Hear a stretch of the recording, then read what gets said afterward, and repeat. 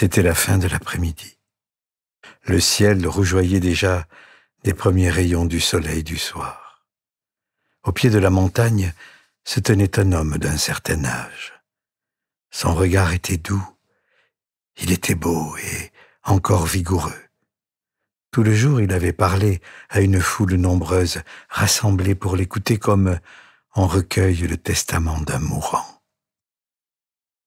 D'une voix forte, l'homme avait béni le peuple. « Heureux es-tu, Israël! Qui est semblable à toi, peuple sauvé par le Seigneur, lui, le bouclier qui te protège, l'épée qui te mène au triomphe. » Puis, leur tournant le dos, il s'était mis en marche. Il avait gravi le mont Nebo, et dans son cœur, il parlait au Seigneur comme à un ami. Il lui redisait sa confiance, sa fidélité, son amour. Arrivé au sommet de la montagne, au sommet du Pisgah, il s'était assis un moment. Au loin, il apercevait la ville de Jéricho, où plus tard le Fils de l'homme guérirait un aveugle. Alors le Seigneur s'adressa à l'homme. « Regarde, mon ami, tous ces villages et ces collines alentours. Regarde, voici la terre promise, celle où j'ai mené mon peuple depuis l'Égypte. Galaad jusqu'à Dan, tout Nephtali, le pays d'Éphraïm et de Manassé, tout le pays de Juda jusqu'à la Méditerranée, le Néguev, la région du Jourdain, la vallée de Jéricho, ville des palmiers, jusqu'à Soar. Ce pays, j'ai juré de le donner à la descendance d'Abraham, d'Isaac et de Jacob. Mais toi, tu n'y entreras pas. » L'homme savait déjà que son travail s'arrêterait ici. Il était monté en haut du mont Nebo pour y mourir, pour reposer en paix avec ses pairs. Un instant, il ferma les yeux. Il voulait se rappeler son histoire sainte, celle que le Seigneur avait tissée avec lui tous les jours de sa vie. Il avait été tant de choses tout au long de sa vie. Prince, meurtrier, berger, chef, prophète. Parfois, il avait eu du mal à savoir qui il était vraiment. Mais le Seigneur l'avait conduit. Il avait 120 ans et beaucoup de souvenirs. 120 ans plus tôt, le peuple d'Israël était persécuté par Pharaon et toutes sortes de brimades lui étaient imposées. Les Hébreux étaient arrivés en Égypte après une terrible famine dans leur pays d'origine à l'époque du patriarche Joseph, celui qui avait été vendu par ses frères et qui était devenu conseiller de Pharaon. Depuis 200 ans, ils étaient employés à la construction des temples et des pyramides, et les charges étaient toujours plus lourdes, les journées toujours plus harassantes, et les maîtres toujours plus tyranniques. Mais le peuple hébreu continuait à espérer en son Dieu, le Dieu de leur père qui les avait guidés depuis Abraham. Un jour, pour donner libre cours à l'ardeur de sa colère, Pharaon ordonna un châtiment terrible. Chaque nouveau-né de sexe masculin qui naîtrait parmi les Hébreux serait mis à mort. À cette époque, naquit un tout petit garçon, un petit enfant du peuple hébreu au milieu de la terre d'Égypte. Il avait une grande sœur, Myriam, et il aurait plus tard un frère, Aaron. La mère du petit garçon, Jochébed, refusa de laisser tuer son enfant. D'abord, elle le cacha pendant 3 mois dans leur maison. Mais plus l'enfant grandissait, plus il devenait difficile de le dissimuler. Un matin, le cœur serré, elle le coucha dans une corbeille et le déposa au bord du Nil. Sa grande sœur, Myriam, se tenait non loin de là. Elle observait le panier où dormait son petit frère. Elle savait qu'il était en grand danger s'il restait dans leur maison et elle guettait l'embarcation de fortune. Allait-elle chavirer? Allait-elle prendre l'eau et couler? Assurance d'une fin tragique. Myriam espérait avoir le temps de nager jusqu'à lui pour sauver son petit frère. Mais, comme guidé par une main bienveillante, le panier vogua au gré des flots, comme un frêle bateau qui transporte un trésor sur l'eau calme du fleuve. Et Myriam, en grande sœur protectrice, suivit haletante la frêle embarcation. Bientôt, elle entendit des voix de femmes, des rires et de la musique. C'était la fille de Pharaon qui descendait se baigner dans le fleuve, accompagnée de ses amis. La jeune femme était belle, son corps était élancé, et ses bras et ses chevilles étaient ornés de parures d'or et de turquoise. Son regard reflétait à la fois douceur et fierté, savant mélange de la tendre colombe et de l'altière gazelle. Lorsqu'elle entra dans le bassin, la princesse aperçut la corbeille parmi les roseaux et elle s'approcha pour la voir de plus près. Émerveillée, elle découvrit ce petit garçon si beau qui pleurait. Un instant, elle eut le souffle coupé devant ce petit être innocent, brun comme l'ébène.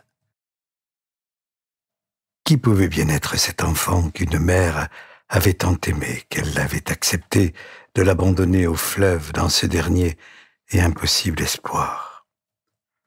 Mais la princesse connaissait la politique oppressive de son père et soudain, elle comprit. Elle comprit que c'était un enfant du peuple d'Israël et elle eut pitié de lui. Elle décida de le garder et de l'élever comme son enfant. Elle lui donna un nom qui voulait dire « Je l'ai sorti des eaux ». Elle l'appela Moïse. Restée à distance, Myriam avait suivi le panier et son précieux contenu jusqu'à arriver non loin du bassin de la princesse. Restée à distance, elle observait ce qu'il se passait et elle vit la fille de Pharaon embrasser et bercer l'enfant. Dans un élan d'audace, Myriam sortit de sa cachette et se dirigea vers la princesse. Elle le salua et lui proposa d'aller trouver une nourrice parmi les femmes juives qui pourraient s'occuper de l'enfant. La princesse acquiesça. Myriam s'en alla trouver sa mère et celle-ci reçut l'ordre de nourrir l'enfant jusqu'à ce qu'il soit grand. Bien sûr, Moïse ne se souvenait pas vraiment de ces événements. Il était si petit, 3 mois seulement. On n'a pas de souvenir à 3 mois. Mais on lui avait tant et tant de fois raconté cette histoire qu'il n'avait pas de mal à se la figurer. Bercé par les eaux, laissé au bon vouloir du fleuve, il avait été guidé jusqu'au roseau du bassin de la princesse. Tout au long de son histoire, l'eau était restée une amie pour Moïse. D'abord le Nil, puis la mer Rouge, l'eau qui avait jailli du rocher. L'eau avait toujours été un signe de fécondité, de paix et de bénédiction. C'est vrai qu'un jour de pluie s'était changé en grêle pour anéantir les récoltes des Égyptiens, mais nous y reviendrons plus tard. Moïse mena donc la vie d'un petit Hébreu entouré de sa sœur et de son frère Aaron. Quand il eut grandi, Jochébed amena son fils auprès de la fille du Pharaon. Celle-ci s'en occupa comme de son propre enfant. Au palais, il découvrit la vie d'un petit Égyptien de haute lignée. Il apprit les hiéroglyphes et la mythologie, le jeu du senet ou encore celui du serpent. Parfois, en promenade avec la princesse, celui-ci montait au loin les grandes pyramides ou l'embouchure lointaine du Nil qui n'était pas encore parée de son célèbre phare. Année après année, Moïse devint un jeune homme vif et curieux. Lui qui avait grandi avec une nourrice du peuple hébreu, il voulut aller rencontrer ses esclaves dont il avait entendu toutes sortes d'histoires. Un matin, il sortit du palais de Pharaon et s'en alla dans la ville. Il longea ses rues colorées, huma les épices dans le souk, écouta la flûte du charmeur de serpents. En périphérie de la cité, il atteint un chantier de construction et il observa les esclaves qui travaillaient à la gloire de tel ou tel dieu d'Égypte. Là, il vit à quel point ils étaient maltraités et combien étaient difficiles les travaux qu'on leur demandait. Il fut étonné de sentir de la compassion pour ce peuple, comme s'il leur appartenait un peu. Avec émotion, il se souvint de la nourrice de son enfance qu'il avait élevée avec douceur et bonté. Lorsqu'il rentra au palais ce jour-là, quelque chose en lui avait changé. Bien sûr, Moïse ignorait tout de ses propres origines. Il pensait toujours être un prince égyptien. Mais il avait été bouleversé par la souffrance de ce peuple. Il avait l'impression de leur ressembler plus qu'il ne l'aurait pensé. Un soir, au détour d'une rue en bordure de la ville, Moïse vit un Égyptien frapper un Hébreu à grands coups. Son sang ne fit qu'un tour. Qu'avait bien pu faire cet esclave pour mériter pareil châtiment? Si l'Égyptien continuait, l'Hébreu allait périr. Il était maigre et de toute évidence plus faible que le soldat, incapable de se défendre, condamné à encaisser les coups. Soudain, empli d'une grande colère, Moïse sentit une force en lui qui le poussait à protéger cet homme, et il se jeta sur l'Égyptien à main nue. Ils commencèrent à se bagarrer. Moïse n'était pas sûr de parvenir à le dominer, mais tout à coup, le soldat trébucha, et son front heurta une pierre anguleuse. Il fut tué sur le coup. Moïse recula un instant, sidéré par ce qu'il venait de se passer. Se retournant, il vit l'Hébreu qui s'enfuyait au coin de la ruelle, courant sur ses jambes maigres, probablement effrayé par ce prince égyptien qui venait de tuer un soldat. Probablement effrayé aussi d'être accusé de ce crime. Il serait tellement plus simple de soupçonner un esclave plutôt qu'un prince. La nuit était tombée. Seul avec le cadavre, Moïse décida de dissimuler son crime. Il déchira le vêtement du défunt et lui banda le crâne pour arrêter l'hémorragie. Puis, il souleva le corps inanimé et le porta sur son épaule. Il se voila le visage pour ne pas être reconnu et tous deux sortirent de la ville en une funèbre procession. Là, Moïse enterra le corps dans le sable et fit une prière au Dieu de l'Égypte. Il priait autant pour le défunt que pour lui-même. Qu'allait-il advenir de lui?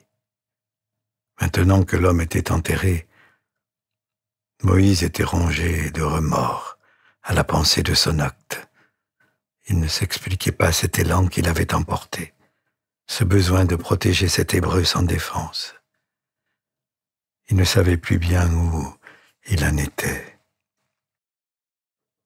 Moïse prit le parti de rentrer au palais comme si de rien n'était. S'il n'en parlait à personne, la nouvelle ne s'ébruiterait peut-être pas. Et si elle s'ébruitait, qui irait soupçonner le fils adoptif de Pharaon? Pourtant, malgré toutes ces précautions, on commença à savoir dans les jours qui suivirent ce que Moïse avait fait. Apprenant la nouvelle, Pharaon voulut le faire mourir. Pris de peur, Moïse s'enfuit dans le désert, loin de celui qui avait été presque un père pour lui. À la cour de Pharaon, on se rendit vite compte que Moïse avait disparu et l'on fit fouiller la ville en vain. Les semaines et les mois passèrent et personne ne retrouva la trace du fugitif. Alors, la vie reprit son cours et l'on n'évoqua plus jamais son histoire. La princesse avait été dévastée par la disparition de son fils adoptif, et entendre prononcer le nom de celui qu'elle avait sauvé des eaux la plongeait dans un chagrin indicible et amer. 40 années passèrent et Pharaon d'Égypte mourut, et son fils Ramsès monta sur le trône d'Égypte. Celui-ci avait à l'encontre du peuple d'Israël les mêmes sentiments d'hostilité que son père. Il restreignit encore les droits des Hébreux et leur imposa des travaux difficiles, comme à toutes les populations étrangères réduites en esclavage au pays d'Égypte. Le peuple priait et priait encore et encore pour être délivré de sa servitude. Dieu entendrait-il un jour sa prière ?